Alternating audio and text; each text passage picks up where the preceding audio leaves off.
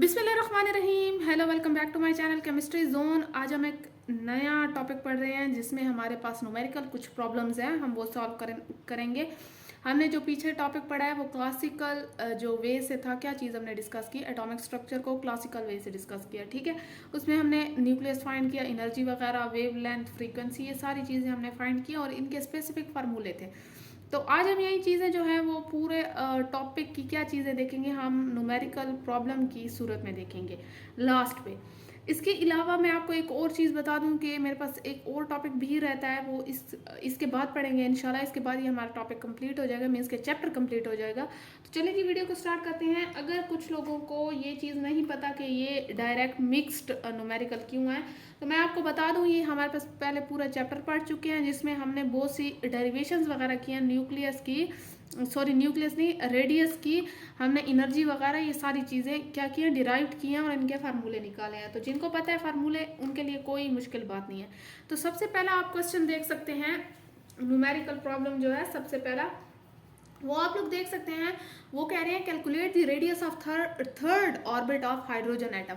आपने एक चीज़ याद रखनी है कि हाइड्रोजन एटम के लिए हमारे पास Z क्या चीज़ होगा, 1 होता है, मीन्स के एटॉमिक नंबर। तो हाइड्रोजन के लिए थर्ड ऑर्बिट आपने फाइंड करना है, उसका रेडियस फाइंड करना है। तो रेडियस का ऑलरेडी हमारे पास एक स्पेसिफिक फार्मूला हमने डिराइव किया था लेक्चर में।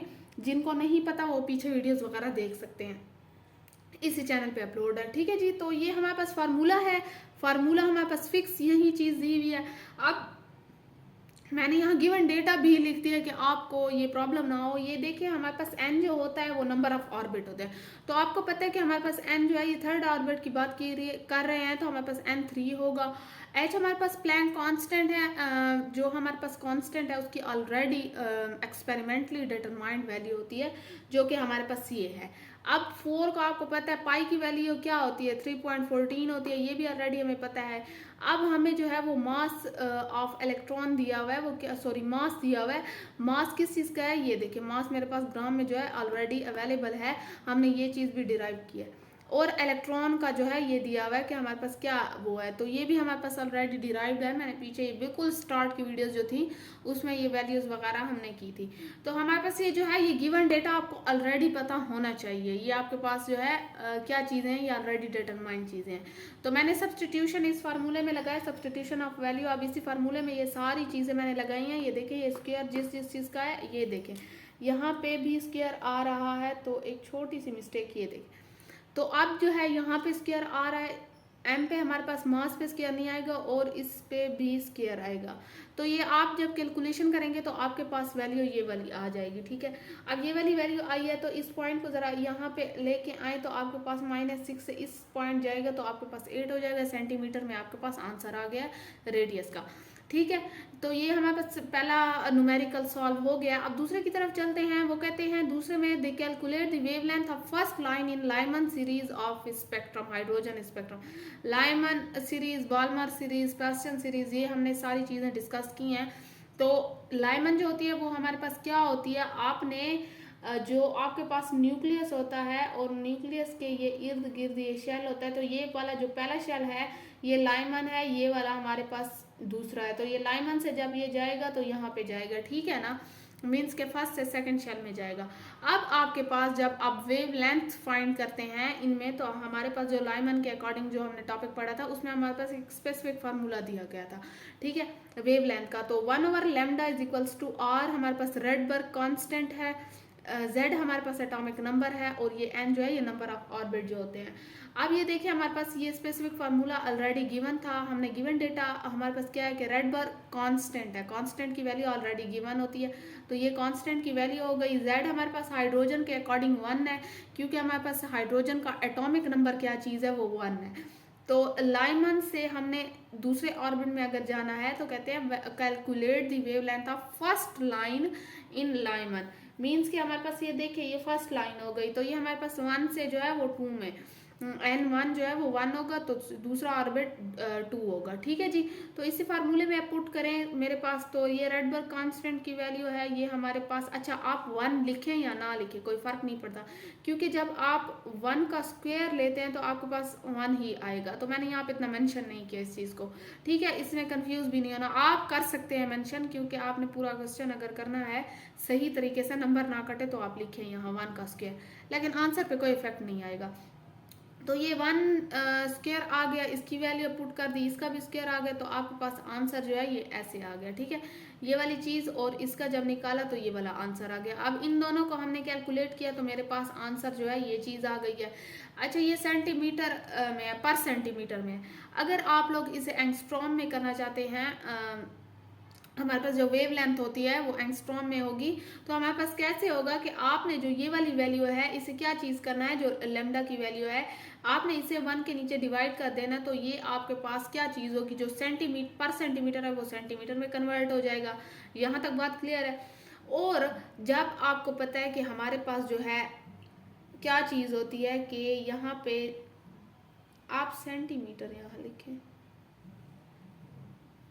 किस चीज़ के इक्वल होता है, एंगस्ट्रॉम के इक्वल होता है। तो आपके पास ये आंसर किस चीज़ में आ गया, ये एंगस्ट्रॉम में आंसर आ गया। ये जो यूनिट कन्वर्जन थी ये मैंने पीछे टॉपिक में भी करवाई थी। ठीक है, अब थर्ड वाले पे देखते हैं। थर्ड वाले पे क्या चीज़ है, calculate the energy difference frequency and wavelength of light emitted when the electron in a hydrogen atom undergoes transition from fourth energy level to second energy level. वो कहते हैं आपने एनर्जी का डिफरेंस कैलकुलेट करना है। हमने energy जो थी कैलकुलेशन की थी, फिर उसके बाद 3 चीज़ें करनी है, फ्रीक्वेंसी भी करनी है और वेव लेंथ भी करनी है। कब करनी है कि जब इलेक्ट्रॉन होता है, किस चीज़ का इलेक्ट्रॉन, हाइड्रोजन का इलेक्ट्रॉन, वो कहते हैं ट्रांजिशन, मतलब कि हमारे पास वो फोर्थ एनर्जी लेवल से, लेट्स सपोज मेरे पास कोई भी हाइड्रोजन का एटम है, सॉरी इलेक्ट्रॉन है हाइड्रोजन का, और यहाँ पे ये मेरे पास सेकंड हो गया है और ये फोर्थ ऑर्बिट हो गया है। जब ये यहाँ पे जाता है और यहाँ से दोबारा वापस आता है तो इसे हम ट्रांजिशन कहेंगे, क्योंकि हमारे पास जो है ये अपनी एनर्जी लूज करके क्या आ रहा है, नीचे आ रहा है। तो वो कहते हैं कि इसमें हमारे पास एनर्जी का आपने डिफरेंस बताना है second to fourth to second तक का।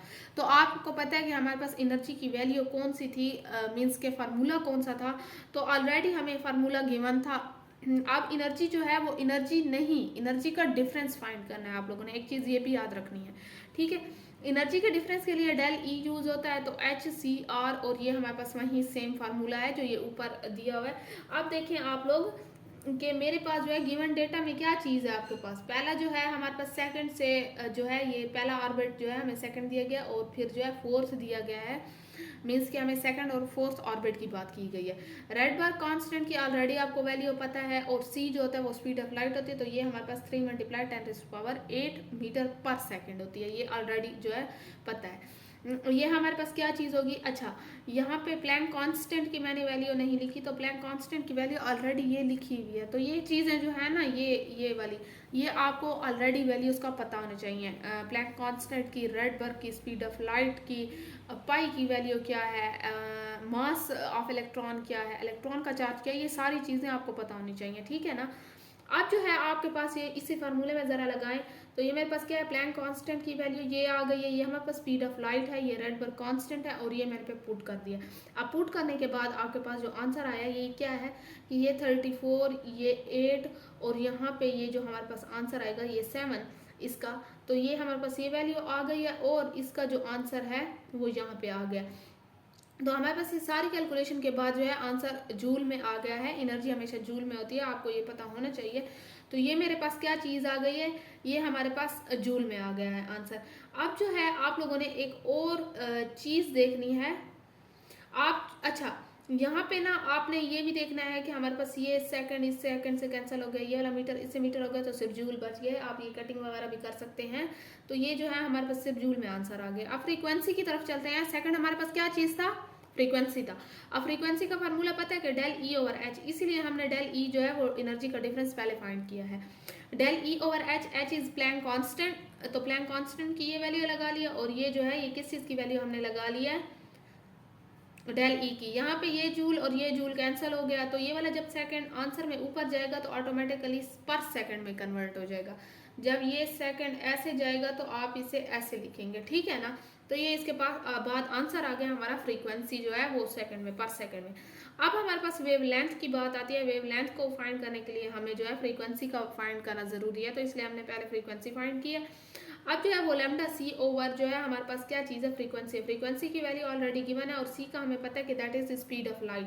तो स्पीड ऑफ लाइट और ये चीज़ें हमने रख के, ये क्या होगा, ये वाला सेकंड और ये वाला सेकंड कैंसिल हो जाएगा, तो सिर्फ मीटर आ गया है हमारे पास। तो ये भी यहाँ पे हमारे पास जो है कैलकुलेशन के बाद ये आंसर आ गए। यहाँ तक बात क्लियर है? आई होप सो यहाँ तक आपको बात क्लियर होगी। अब आगे हम देखते हैं, आगे हमारे पास एक और क्वेश्चन है। तो चलें जी स्टूडेंट्स, यहाँ पे देखें आप लोग, हमारे पास क्वेश्चन 4 है जो कह रहे हैं कि the electron in hydrogen atom revolves in second orbit. अब वो कह रहे हैं कि हमारे पास सेकंड ऑर्बिट में जो है वो क्या चीज़ है, हाइड्रोजन एटम है। तो उसके पहले सबसे पहले ए में आपने एनर्जी फाइंड करनी है, दूसरे में radius of second orbit find करना है, और थर्ड में फ्रीक्वेंसी एंड वेवलेंथ करनी है, spectral line emitted when this electron jump to ground state.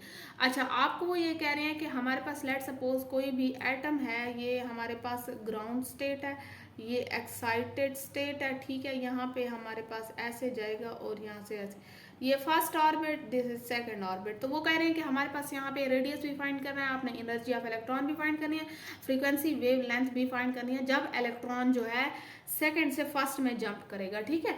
तो ये वाली चीज़ फाइंड करनी है। अब आपने सबसे पहले लेके चलना है, ए को मैंने लिखा है कि एनर्जी हम सबसे पहले फाइंड करते हैं। आपको पता है कि पीछे मैंने एनर्जी का फार्मूला बताया है, वहाँ पे मैंने डेल ई का फार्मूला बताया। एक चीज़ आपने याद रखनी है, यहाँ मैं सिर्फ एनर्जी की बात कर रही हूँ, वहाँ मैंने डिफरेंस ऑफ एनर्जी बताई थी, ठीक है।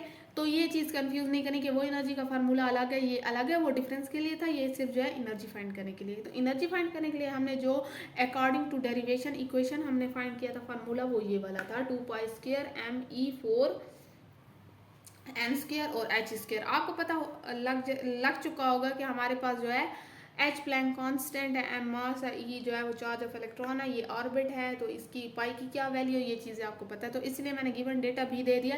अब हमारे पास सेकंड स्पेक्ट्रम की बात हो रही है, तो हमारे पास सॉरी सेकंड ऑर्बिट की बात हो रही है, तो मैंने क्या किया है कि n = 2 कर दिया। मेरे पास m ऑलरेडी गिवन है, मैंने पीछे भी लिखा था, प्लैंक कांस्टेंट की भी वैल्यू गिवन होती है और हमारे पास e की भी वैल्यू गिवन होती है, ठीक है। मैंने यही चीज़ें जो हैं ये सारी इसमें पुट कर दी हैं। तो मेरे पास पुटिंग के बाद आपने ये चीज़ें ख्याल रखनी है कि जहाँ पे स्क्वायर आएगा आपने वहाँ पे ब्रैकेट पे स्क्वायर लगाना है, जहाँ पे 4 आएगा आपने 4 लगाना है। अब मेरे पास जो है क्या चीज़ होगी कि मेरे पास सारी कैलकुलेशन करने के बाद आंसर आ गया जो नेगेटिव में आया, तो एनर्जी हमारे पास किस चीज़ में आ रही है, वो नेगेटिव में आ रही है। यहाँ तक बात क्लियर है? तो ये कैलकुलेशन के बाद आपके पास आंसर आ गया, आप लोग कैलकुलेटर पे कैलकुलेशन करके देख सकते हैं। बाकी यूनिट्स की कटिंग भी बहुत इजी है, इसमें कोई इतना मसला नहीं है। बस आपने ना एक बात याद रखनी है कि हमारे पास जो है अगर आपके पास एनर्जी जो है वो नेगेटिव में आती है तो क्या होता है, इवॉल्व होती है, और अगर पॉजिटिव में आती है तो एब्जॉर्ब होती है। तो ये वाली चीज़ें आपने करनी है। अच्छा, रेडियस, अब जो हमने सेकंड चीज़ देखनी है वो रेडियस है। रेडियस सबसे जो सिंपलेस्ट हमारे पास जो था ना, मुझे डेरिवेशन जो लगी है वो रेडियस की थी, जो इसका फार्मूला भी बहुत ही मज़े का है। जैसे ये देखिए n²। अच्छा, यहाँ पे मैंने R2 इसलिए लिखा है कि मैं सेकेंड ऑर्बिट की कर रही हूँ, तो ये सेकंड ऑर्बिट का रेडियस कर रही हूँ, तो n2/4π² me²। तो मेरे पास गिवन डेटा में ऑलरेडी n2 है, सेकंड ऑर्बिट की करें, e भी गिवन है, h भी गिवन है, m भी गिवन है। ये सारा फार्मूला मैंने बार बार इसलिए लिखा कि आपको वैल्यूज भूले नहीं, याद हो जाए। तो यहाँ से आप लोग जो है देखें कि मैंने ये पुट किया है कि मेरे पास जो है n2² आ गया, बाकी ये स्क्वायर आ गया, ये पाई की वैल्यू जो होती है 3.14 होती है। बाकी ये सारी चीज़ें मैंने पुट कर दी हैं। अब पुट करने के बाद मेरे पास जो है कैलकुलेशन हुई है, मैंने कैलकुलेशन की है। तो रेडियस की बात हो रही है तो ऑटोमेटिकली किस चीज़ में आएगा, सेंटीमीटर में आएगा, ठीक है। अब जो है आपने क्या करना है कि ये सारी हमारे पास आंसर आ गया, ये वाली चीज़ आप देखेंगे कि ये इसके बाद ये कैलकुलेट करने के बाद इसकी पावर हमारे पास ये वाली चीज़ आ जाएगी। तो आपको पता है कि हमारे पास जो है अगर ये वाला सेंटीमीटर में, ये वाला मेरे पास आया है सेंटीमीटर में, तो मुझे पता है कि 10⁸ सेंटीमीटर = 1 एंगस्ट्रॉम होता है। तो मैंने ये एंगस्ट्रॉम में कन्वर्ट कर दिया। ये रेडियस में हमने ये चीज़ें डिस्कस की हैं, तो इसमें कोई इतनी हैरानी की बात नहीं है, ठीक है। तो अब जो देखिए कि मेरे पास फोर्थ वाली चीज़ क्या यूज़ हो रही है, वो वेवलेंथ है। वेवलेंथ के लिए मैंने पहले भी फार्मूला आपको बताया। तो मेरे पास वेवलेंथ जो है अगर फाइंड करनी है, तो मेरे पास सेकंड से किस में आ रहा था, फर्स्ट में आ रहा था, तो मैंने n1 को फर्स्ट ले लिया, n2 को सेकंड ले लिया। मीन कि this is first orbit, this is second orbit, this is Rydberg constant. तो मेरे पास जो है ये सारी चीज़ें आ गई। अच्छा, फिर से एक बात यहाँ आ गई कि यहाँ पे जेड स्क्वायर लगाएंगे तो जेड स्क्वायर की वैल्यू 1 है, तो 1 का स्क्वायर लें तो 1 ही आता है। लिखे ना लिखे कोई फ़र्क नहीं पड़ता, लेकिन लिख लें। मैं आपसे यही कहूँगी कि लिख लें ताकि आपकी कोई गलती की गुंजाइश ही ना हो। तो यहाँ पे आप लोग देख सकते हैं कि मैंने यहाँ पे वैल्यूज़ बहुत सारी लगा लिया, मेरे पास आंसर ये आ गया। फिर वही बात है, पर सेंटीमीटर में है तो इसे सारे इसको ये करेंगे, इस वैल्यू को नीचे करेंगे तो ये मेरे पास जब ऐसे आएगा तो सिर्फ सेंटीमीटर में आंसर आ जाएगा। तो आपके पास ये क्या हो गया है, ये मेरे पास सेंटीमीटर में कैलकुलेशन करने के बाद कन्वर्ट हो गया। ठीक है, अब फ्रीक्वेंसी आप देख सकते हैं। फ्रीक्वेंसी में हमारे पास क्या है, सबसे पहले वही बात है, लैम्डा का होना जरूरी है, इसलिए हमने लैम्डा पहले फाइंड किया। तो speed of light over lambda को किया तो मेरे पास जो है ये फ्रीक्वेंसी हर्ट्ज में आ गई है। यहाँ तक बात क्लियर है। ये देखिए ये -5 है, जब ये ऊपर जाएगा तो इसके साथ प्लस हो जाएगा तो ये 10⁻15 हो गया। यहाँ तक बात क्लियर है। अब देखते हैं, वो कहते हैं कि हमारे पास एक आयोडीन का मॉलिक्यूल है जो dissociate after absorbing light of इतना angstrom if the one quantum radiation is absorbed by each electron, calculate the kinetic energy of iodine atom. हमारे पास बॉन्ड एनर्जी इतनी है। आपको वो कह रहे हैं कि आपके पास आयोडीन का कोई भी मॉलिक्यूल है, आपको पता है आयोडीन हमारे पास किस चीज़ में होता है, डायटोमिक फॉर्म में होता है। और वो कहते हैं कि अगर आपके पास जो है ये आयोडीन के 2 मॉलिक्यूल हैं तो वो कहते हैं ये कौन सी रेडिएशन जो है वो एब्जॉर्ब कर रहे हैं, मीन्स के ये डिसोसिएट हुए हैं। तो ये मेरे पास 4500 एंगस्ट्रॉम की रेडिएशन एब्जॉर्ब कर रहे हैं और फिर ये डिसोसिएट हो रहे हैं। तो वो कहते हैं कि जो ईच मॉलिक्यूल है हमारे पास वो कितनी काइनेटिक उसकी एनर्जी है। तो ये चीज़ हम आगे देखते हैं कि हमारे पास कितनी है। अब आप लोग देख सकते हैं कि मेरे पास जो है काइनेटिक एनर्जी, अच्छा डिफरेंस फाइंड करना है। फिर से वही बात है कि हमारे पास एनर्जी का डिफरेंस फाइंड करना है। तो मेरे पास क्या है कि formula del E is equal to H C over lambda. अब मेरे पास यहाँ पे गिवन डेटा ऑलरेडी गिवन है। गिवन डेटा में वो कह रहे हैं मेरे पास कि गिवन डेटा में प्लैंक कांस्टेंट मेरे पास ऑलरेडी गिवन है, स्पीड ऑफ लाइट है, लैम्डा मेरे पास ऑलरेडी गिवन है, इतना एंगस्ट्रॉम दिया हुआ है। तो ये मेरे पास एंगस्ट्रॉम को सेंटीमीटर में भी आप लोग कन्वर्ट कर सकते हैं या मीटर में भी कर सकते हैं। तो यहाँ पे जो है आपको गिवन डेटा मैंने दे दिया। अब देखते हैं इसका आगे क्या चीज़ जा रही है। स्टूडेंट्स आप देख सकते हैं कि अब हमारे पास क्या है कि सब्सटीट्यूशन ऑफ वैल्यूज़ हमने करनी है। जो पिछला फार्मूला था हमने उसमें वैल्यूज़ लगानी है। जो हमारे पास क्या चीज़ हम फाइंड कर रहे थे, डेल ई फाइंड कर रहे थे। तो मैंने सारी वैल्यूज़ पुट कर दी हैं। Del is equal to H C over हमारे पास लैम्डा था तो मैंने ये सारी वैल्यू, लैम्डा की ये वैल्यू थी, सी की स्पीड ऑफ लाइट की ये थी और हमारे पास प्लैंक कांस्टेंट की ये वाली थी। इसके बाद मेरे पास आंसर क्या आता है एनर्जी का, हमेशा जूल में आता है। तो यहाँ पे ये वाला सेकंड कैंसिल हो गया, हमारे पास ये मीटर और ये मीटर कैंसिल हो गया तो 1 जूल बच गया। ठीक है, अब हमारे पास जो है ये हमने डेल ई फाइंड कर लिया। वो कहते हैं कि हमारे पास जो बॉन्ड एनर्जी ऑफ H2 नहीं I2 पर मॉलिक्यूल जो है वो कितनी है हमारे पास के, जो हमने बॉन्ड एनर्जी निकालनी थी हमें ऑलरेडी ये गिवन भी थी क्वेश्चन में कि 240 × 10⁻³ जॉल पर मॉलिक्यूल जो थी ये है ओवर। अब हमने पर मॉलिक्यूल की निकालनी है तो नीचे Na आएगा, एवोगैड्रो नंबर आ जाएगा। तो मेरे पास जो है वो क्या पर मॉलिक्यूल जो है वो किस जूल पर मॉलिक्यूल की कितनी वैल्यू निकल आई है, हमारे पास ये वाला आंसर निकल आया है। ठीक है, ये मैंने बॉन्ड एनर्जी ऑफ आयोडीन पर मॉलिक्यूल निकाला है। अब kinetic energy of iodine atom मैं निकालूंगी कि हमारे पास कितनी है एटम की energy absorb minus bond energy. Bond energy हमने जो है वो पर मॉलिक्यूल की निकाल ली है तो एनर्जी एब्जॉर्ब हमारे पास कितनी हुई है, जो हमने एनर्जी का डिफरेंस आ रहा था तो ये वाला डिफरेंस और इसको जो है हमने क्या करना है माइनस करना है। तो मेरे पास आंसर जो है ये जूल में आ गया। फिर वो कहते हैं कि हमारे पास जो है अगर ये मेरे पास जो है कि किस चीज़ में आता है, 2 आयोडीन के एटम थे तो मैंने एवरेज लिया और एवरेज का मेरे पास ये वाला आंसर आ गया। ठीक है, तो अब मेरे पास जो लास्ट क्वेश्चन है, क्वेश्चन नंबर 5, वो कहते हैं calculate the wavelength of radiation emitted producing a line in Lyman series when an electron fall from 4th stationery state in the hydrogen atom. वो कह रहे हैं कि ये अब 4th स्टेशनरी स्टेट मीन्स कि हमारे पास जो 4th ऑर्बिट है, 4th ऑर्बिट में हमारे पास क्या होगा। आप देख सकते हैं आपने वेवलेंथ कैलकुलेट करनी है रेडिएशन की। तो मेरे पास 1/λ है। ठीक है, और जो है हमारे पास रेडबर्ग कांस्टेंट है और हमारे पास जो है ये फार्मूला है 1/n²। ये ऑर्बिट आ रहे हैं। ठीक है, अब मेरे पास जो एक ऑर्बिट है लाइमन की बात हो रही है और दूसरा ऑर्बिट 4th स्टेशनरी की बात हो रही है, मीन्स के 4th ऑर्बिट की। तो मैंने एक का 1 कर दिया है और एक का 4 कर दिया है। रेडबर्ग कांस्टेंट की मेरे पास वैल्यू ये वाली है आपने अब देखना है कि मेरे पास सब्सटीट्यूशन यही वैल्यू करते हैं। यहाँ पे मैंने क्या किया कि आर की वैल्यू लगा लिया और ये ऑर्बिट की वैल्यू लगा लिया। मेरे पास आंसर जो है यहाँ पे क्या चीज़ आया, एलसीएम ले लिया। एलसीएम का आंसर मेरे पास लास्ट पे ये वाला आ रहा है कैलकुलेशन के बाद। मेरे पास ये आ रहा है तो मैंने मीटर है, पर मीटर है तो इसे मीटर में कन्वर्ट करना है, तो इसे मैंने 1 के नीचे डिवाइड कर दिया और मेरे पास इसका फाइनली आंसर ये आ गया। आप कैलकुलेटर पे भी चेक कर सकते हैं। तो गाइज आज तक अब तक का ये टॉपिक था हमारे पास।